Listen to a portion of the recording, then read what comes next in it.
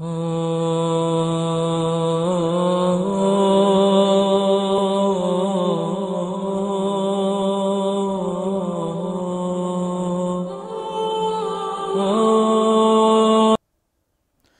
باللہ من الشیطان الرجیم، بسم اللہ الرحمن الرحیم،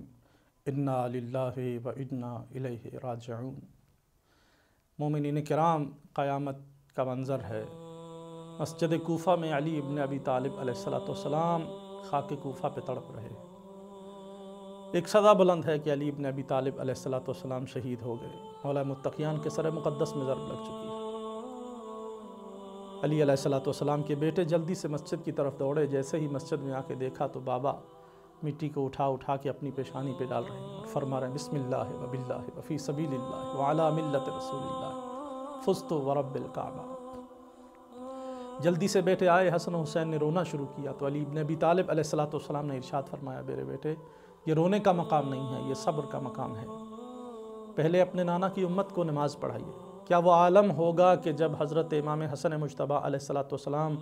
اس حالت میں مسجد کوفہ میں امامت جماعت کروا رہے ہوں گے کہ جب ان کے پہلو میں ان کے بابا جان حضرت امیر المؤمنین علیہ السلام زخمی حالت میں تڑپ رہے ہوں گے۔ مسجد کوفہ کی سرزمین خون علی ابن ابی طالب علیہ السلام سے رنگین ہوا چاہتی ہے۔ نماز ختم ہوئی، ایک کمبل منگایا گیا، علی علیہ السلام کے سر مقدس کو امامے سے باندھا گیا۔ بیٹوں نے علی علیہ السلام کو زخمی حالت میں اٹھایا اور گھر کی طرف لے کر کے چلے، جبکہ مسلمانان نوحہ کناں اور ماتم کرتے ہوئے ساتھ میں ایک جلوس کی مانند علی ابن ابی طالب علیہ السلام کی گھر کی طرف رواں دواں ہو۔ جیسے ہی خانہ علی ابن ابی طالب علیہ السلام قریب آیا، فرمایا میرے حسن بیٹا مجھے اتار دو۔ اتار کے فرمایا کہ سب سے پہلے نانا کی امت سے کہو، ان لوگوں سے کہو اپنے گھروں کو واپس لوٹ جائیں۔ کیوں بابا، یہ آپ کے رونے والے ہیں، بابا یہ آپ کے عزادار ہیں، یہ آپ کے حبدار ہیں۔ فرمایا نہیں، علی کی غیرت گوارہ نہیں کرتی ہے کہ جب میں گھر میں جاؤں گا میری بیٹیوں کا گریہ بلند ہوگا، اور علی کی غیرت گوارہ نہیں کرتی ہے کہ علی کی زینب و کلثوم کی صدائیں کسی نامحرم کے کانوں میں پڑیں۔ یہ اور بات ہے کہ علی ابن ابی طالب علیہ السلام کی حیات طیبہ کے بعد، حضرت امام حسین علیہ السلام کی شہادت کے بعد، یہی بیٹیاں رسن بستہ اسی کوفہ کے بازاروں اور درباروں میں آئیں۔ علی علیہ السلام یہاں تک اپنے بیٹے کو تسلیاں دیتے رہے، حسن رونا نہیں ہے، صبر کا مقام ہے، حسین رونے کا مقام نہیں ہے، صبر کا مقام ہے۔ لیکن جیسے ہی علی ابن ابی طالب علیہ السلام گھر میں داخل ہوئے اور زینب علیہ پہ نگاہ پڑی تو علی بے ساختہ رونا شروع ہو گئے۔ زینب کی اسیری کو یاد کر کے علی رو رہے ہیں، بیٹیوں کو پردیس کے عالم میں یتیمی پہ علی ابن ابی طالب علیہ السلام رو رہے ہیں۔ علی علیہ السلام اس دن انتہائی کرب کے عالم میں رہے۔ 19 کا دن گزرا، اسی انداز میں علی درد کے عالم میں اور کرب کے عالم میں یہ دن ایام بسر کر رہے ہیں۔ 20 کا دن بھی ماہ مبارک رمضان کا اسی حالت میں گزرا کہ مومنین آ رہے ہیں، علی ابن ابی طالب علیہ السلام کی زیارت کر رہے ہیں، طبیب آ رہے ہیں اور مولا کا معائنہ کر رہے ہیں، اور ساتھ میں علی علیہ السلام کے بارے میں فرما رہے ہیں کہ علی علیہ السلام اب اس دنیا میں چند دنوں کے مہمان ہیں۔ مولا حسن آپ جتنا بھی مولا کی خدمت کر سکتے ہیں کر لیں، چونکہ زہر اس قدر سنگین ہے کہ جس کا اثر مولا کے پورے دماغ میں ہو چکا ہے۔ ہاں البتہ اگر ممکن ہو سکے تو مولا کو زیادہ سے زیادہ دودھ پلایا جائے کہ جس سے ان کو افاقہ ہوگا۔ جیسے ہی یہ خبر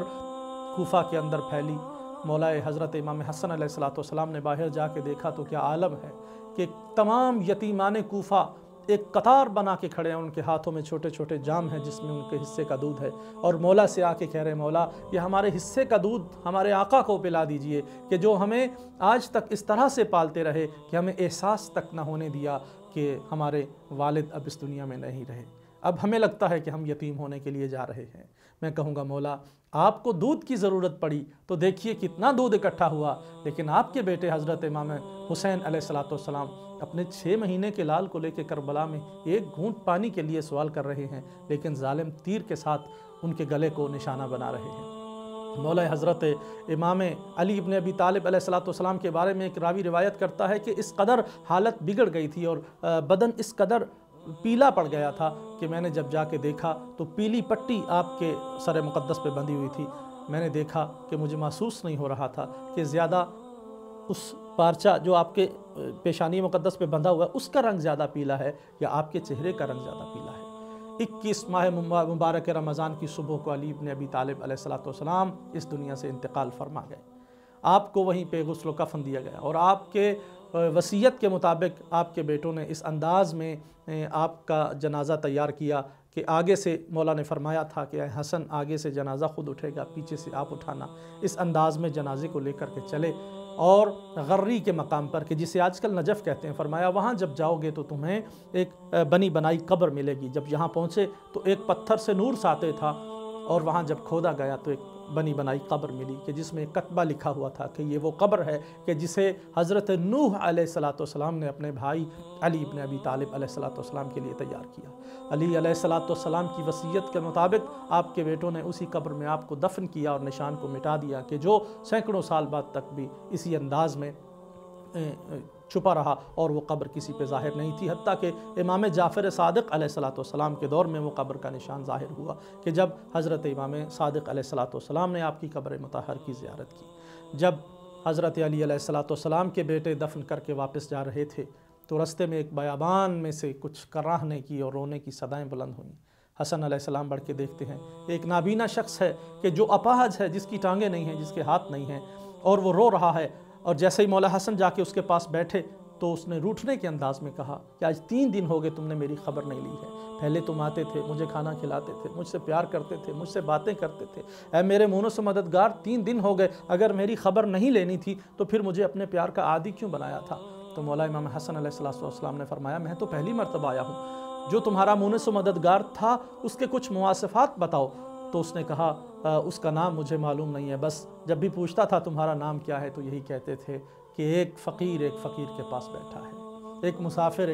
کے پاس بیٹھا ہے۔ تو جب یہ بات سنی سمجھ گئے مولا امام حسن علیہ السلام، گریہ بلند ہوا، کہا اے فقیر، اے مسکین، وہ میں نہیں تھا بلکہ میرے بابا علی ابن ابی طالب امیر المومنین علیہ السلام تھے کہ جو آپ کی اس وحشت کو دور کرنے کے لیے آیا کرتے تھے، اور اب ان کو ضرب لگ چکی ہے، ان کو ہم دفن کر کے واپس آ رہے۔ جب یہ پتہ چلا تو کہا ہے فرزند زہرا، میں علی ابن ابی طالب کے بغیر اس دنیا میں زندہ نہیں رہنا چاہتا ہوں۔ ایک روایت میں ہے کہ اس نے مولا سے کہا میرے لیے دعا کیجئے کہ میں بھی اب اس دنیا میں نہ رہوں۔ آپ نے دعا کی اور مولا نے آپ کی دعا کو مستجاب فرمایا، اور حضرت امام حسن علیہ السلام نے جب دعا کی تو علی علیہ السلام کی محبت میں یہ شخص بھی اس دنیا سے رخصت ہو گیا۔ میں دعا کرتا ہوں خداوند عالم حضرت علی ابن ابی طالب علیہ السلام کی ایسی محبت ہم سب کو نصیب فرمائے، اور ان کے عزادارانوں میں شمار فرمائے، اور ان کے چاہنے والوں میں ہمارا شمار ہو۔ کاش کہ علی علیہ السلام کی یہ محبت ہمیں مل جائے کہ جس کے نتیجے میں ہم اس دنیا میں علی علیہ السلام کے سیرت پر عمل کرتے ہوئے اسلام کی سربلندی کے لیے کام کر سکیں،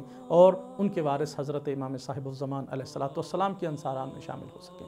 الا لعنت اللہ علی قوم الظالمین وسیعلم الذین ظلموا ای منقلب ینقلبون۔